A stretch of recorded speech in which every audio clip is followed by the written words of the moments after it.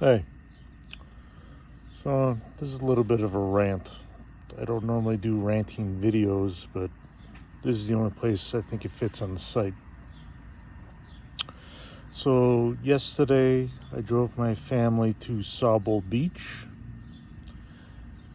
and I have to bring this up. I've mentioned this before on past websites. It's still there, but it bears repeating.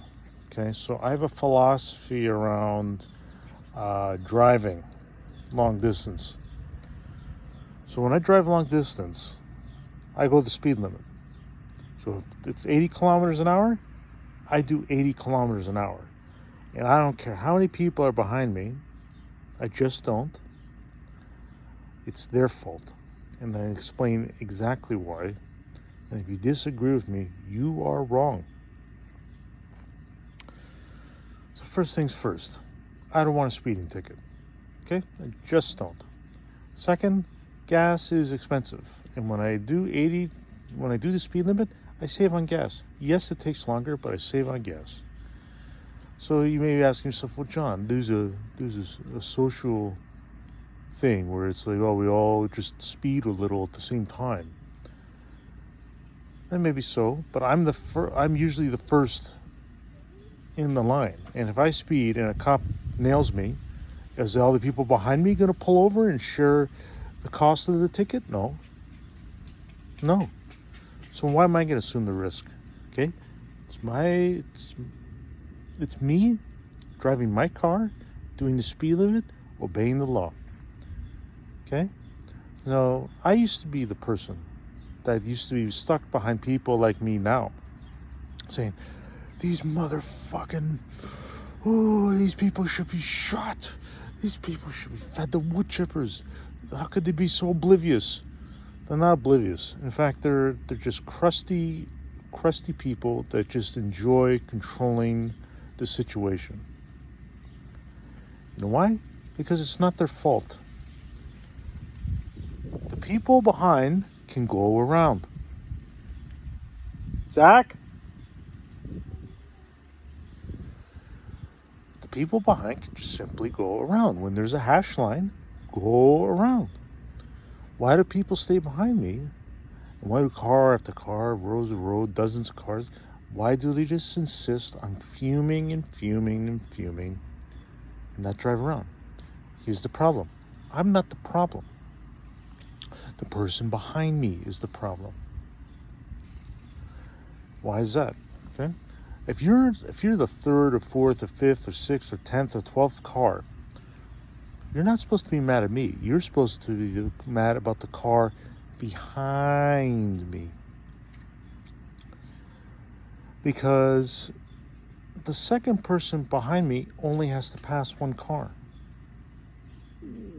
The third person behind me has to pass two cars. What is more dangerous? What is more simple? Is it more simple to pass one car or two cars? Is it more dangerous to pass one car or two cars? You see my point? So if you're the fourth car, you have to pass three cars. So on and so forth. And then what happens is that no one can pass. So the anger and the vile hate should be directed at the person who is content sitting behind me.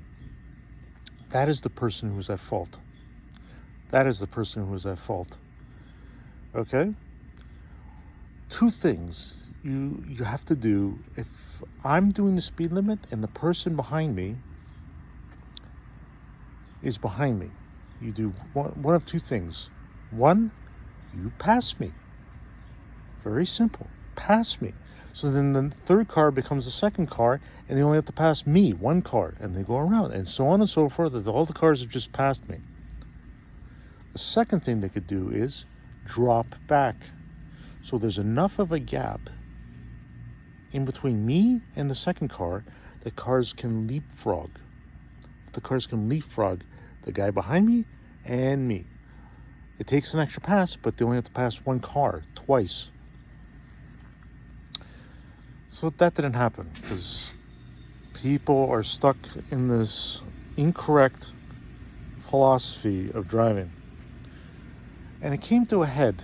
That's what made me think of this title, Hags of Hazard.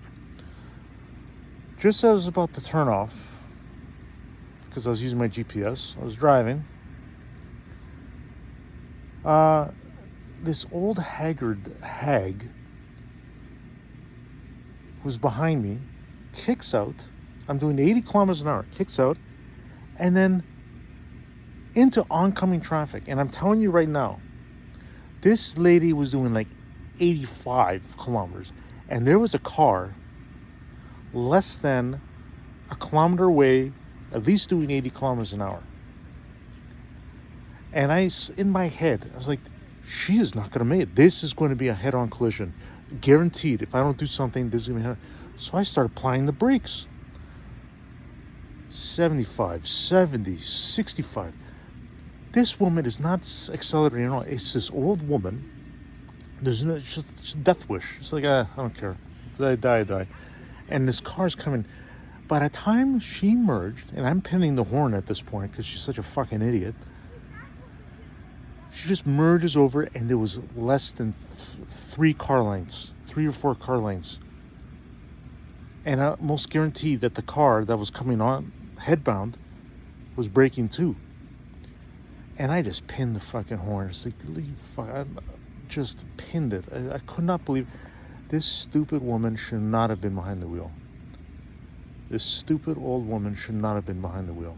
She nearly caused a head-on collision. In my head, it's like, this woman deserves to get into a crash, but who doesn't deserve it is the people coming, the victims of that crash. So in a split second, I just said, just back off. Pin your horn, but back off. Because there was no way. If I maintained my speed, someone was going to die. So my young driver's education kicked in. It's like, you know what? Don't be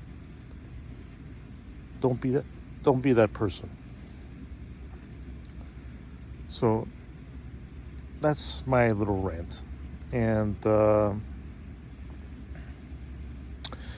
just remember, it's the person behind the front person is at fault. And I've explained to you why, and that's just how it is. So I'm going to continue to do the speed limit, and I don't give a fuck how many people are behind me. Don't care. I don't care if they honk at me. I don't care if they ride my ass. I don't care if they try to cut me off. Hey man, you're dumb. You're the dumb one. You are wrong.